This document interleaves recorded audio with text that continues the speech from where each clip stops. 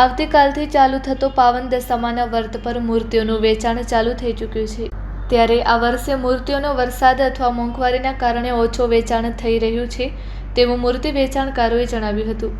તેઓએ જણાવ્યું કે ખૂબ જ મહેનતથી બનાવેલ માતાજીની મૂર્તિઓનું આ વર્ષે દર વર્ષ કરતાં મોંઘવારીના કારણે ઓછું વેચાણ થઈ રહ્યું છે। આવો વધુ સાંભળીએ તેઓના શબ્દોમાં। જય દશામાં। મારું નામ જોશી વંદના ખુશાલભાઈ છે। હું વરલી ગામથી આવું છું અને હું 3 વર્ષથી દશામાના વ્રત રાખું છું। તમે જોઈ શકો છો કે અહીંયા અલગ અલગ જાતના દશામાની મૂર્તિઓ બનાવવામાં આવી છે। ખૂબ જ પાવન અને ખૂબ જ સારું એવો માતાજીનો વ્રત હોય છે જે 10 દિવસ સુધી રાખવામાં આવે છે। 10 દિવસ તમે માતાજીની સેવા કરો, આરાધના કરો, માતાજીની ભાવનાથી પ્રેમથી એમની પૂજા કરો એટલે માતાજી તમારી બધી મનોકામના પૂરી કરે છે। મારું વ્રત 10 દિવસ સુધીનો હોય છે। 10 દિવસ સુધી અમે માતાજીને તેડાવીએ છીએ, એમનો પ્રેમપૂર્વક ભાવથી આગમન કરીએ છીએ।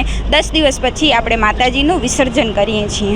અમે માતાજીને ખૂબ પ્રેમથી અને ખૂબ જ આદરથી માતાજીને તેડાવીએ છીએ। અહીંયા તમે ઘણી બધી જગ્યાએ જોઈ શકશો કે અલગ અલગ જાતના માતાજીનો આગમન થયો છે। ખૂબ જ સુંદર એમનો ચિત્રકારી કરવામાં આવી છે। અમને આ બધું જોઈને ખૂબ જ આનંદ થાય છે। માતાજીનું વ્રત રાખવું એક ખૂબ મોટો અવસર છે કે આવો અલગ અલગ જાતના, અલગ અલગ રીતના, અલગ અલગ વસ્ત્ર ધારણ કરેલા આપણને માતાજી જોવા મળે છે। Thank you. ગોવિંદભાઈ ભાટી મારવાડી। અમે છેલ્લા 15-20 વર્ષથી અમે 100-150 મૂર્તિ વેચાણ થાય એ મારી પોતાની। બીજા માર્કેટમાં ઘણી બધી લઈ આવે એ મૂર્તિ, પણ આ વખતે મૂર્તિ અમે ઓછી પણ લઈ આવ્યા છીએ ને વેચાણ પણ નથી એવો।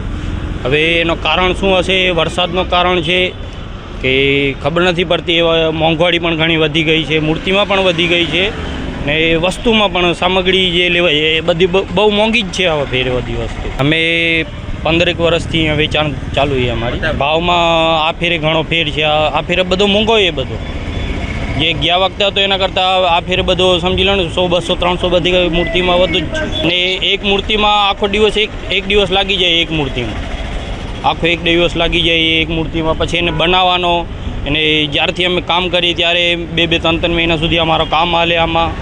પછી આમાં ઘણો બધો ટાઈમ લાગે, એનામાં મહેનત પણ ઘણી છે।